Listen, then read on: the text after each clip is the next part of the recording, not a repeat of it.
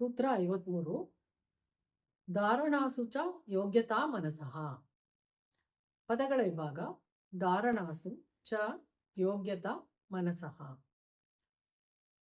ಧಾರಣಾಸು ಅಂದರೆ ಮನಸ್ಸಿನ ಏಕಾಗ್ರತೆ. ಚ ಅಂದರೆ ಕೂಡ. ಯೋಗ್ಯತಾ ಅಂದರೆ ಅರ್ಹತೆ. ಮನಸಃ ಅಂದರೆ ಅಂತಃಕರಣ ಚತುಷ್ಟಯ.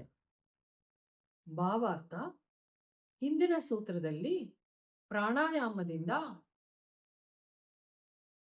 ಪ್ರಜ್ಞೆಯ ಸುತ್ತ ಆವರಿಸಿರುವಂತಹ ಅವಿದ್ಯೆಯು ಕ್ಷಯಿಸುತ್ತಾ ಹೋಗುತ್ತದೆ ಎಂಬುದಾಗಿ ತಿಳಿದುಕೊಂಡಾಗಿದೆ.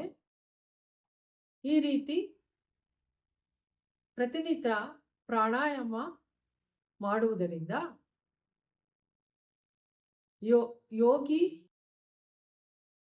ಯೋಗಾಭ್ಯಾಸ ಮಾಡುತ್ತಿರುವ ಜೀವಾತ್ಮನಿಗೆ ಲೌಕಿಕದ ವಿಕಲ್ಪವನ್ನು ತಿರಸ್ಕರಿಸುವ ಅರ್ಹತೆ ಬರುತ್ತದೆ ಹಾಗೂ ಏಕಾಗ್ರತೆಯಿಂದ ಧ್ಯಾನ ಮಾಡುವಂತಹ ಯೋಗ್ಯತೆ ಬರುತ್ತದೆ. ಈ ಧಾರಣೆ ಮಾಡುವ ಶಕ್ತಿಯು ಆ ಯೋಗಿಗೆ ಬರುವುದರಿಂದ ಮನಸ್ಸಿನ ಏಕಾಗ್ರತೆಯು ಪೂರ್ಣ ಪ್ರಮಾಣದಲ್ಲಿ ಅವನಿಗೆ ಲಭಿಸುತ್ತದೆ. ಸೂತ್ರ 54. ಸ್ವವಿಷಯ ಸಂಪ್ರಯೋಗೆ ಚಿತ್ತಸ್ಯ ಸ್ವರೂಪಾನುಕಾರ ಇವೇಂದ್ರಿಯಾಣ ಪ್ರತ್ಯಾಹಾರಃ. ಪದಗಳ ವಿಭಾಗ.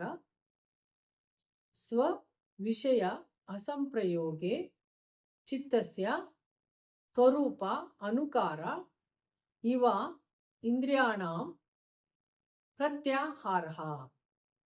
ಪದಗಳ ಅರ್ಥ: ಸ್ವ ಅಂದರೆ ತನ್ನ ಸ್ವಂತ, ವಿಷಯ ಅಂದರೆ ಸಮಾಚಾರ, ವಿಚಾರ, ಅಸಂಪ್ರಯೋಗೆ ಅಂದರೆ ಪ್ರತ್ಯೇಕಗೊಳ್ಳುವುದು, ಬೇರೆ ಆಗುವುದು, ಚಿತ್ತಸ್ಯ ಅಂದರೆ ಅಂತಃಕರಣ ಚತುಷ್ಟಯದ ಮನಸ್ಸಿನ,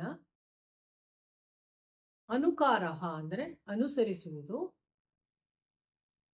ಇಂದ್ರಿಯಾಣಾಂ ಅಂದರೆ ಇಂದ್ರಿಯಗಳ, ಪ್ರತ್ಯಾಹಾರ ಅಂದರೆ ಪ್ರತಿ ಆಹಾರ, ಹೊಸದಾಗಿ ದೊರೆತಂತಹ ಆಹಾರ. ಭಾವಾರ್ಥ: ಯೋಗಾಭ್ಯಾಸಿಗೆ ಅವನ ಅವಿದ್ಯೆಯ ಆವರಣವು ನಶಿಸಿ ಹೋದಾಗ ಪ್ರಜ್ಞಾದೀಪ್ತಿಯು ಬೆಳಗುತ್ತದೆ. ಆಗ ಅವನಿಗೆ ಧಾರಣೆಯನ್ನು ಮಾಡುವಂತಹ ಶಕ್ತಿ ಬರುತ್ತದೆ. ನಿರ್ಭಾವದಲ್ಲಿ ನಿಲ್ಲುವಂತಹ ಯೋಗ್ಯತೆ ಬರುತ್ತದೆ. ಹಾಗಾದಾಗ ಅವನಿಗೆ ಮನೋಬಲವು ಹೆಚ್ಚುತ್ತದೆ.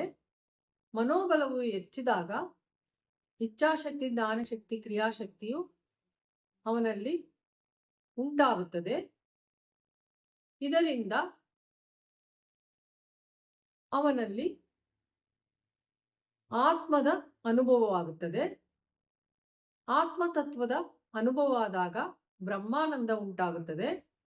ಈ ಬ್ರಹ್ಮಾನಂದಕ್ಕೆ ಪ್ರತ್ಯಾಹಾರವೆಂದು ಹೇಳಬಹುದಾಗಿದೆ.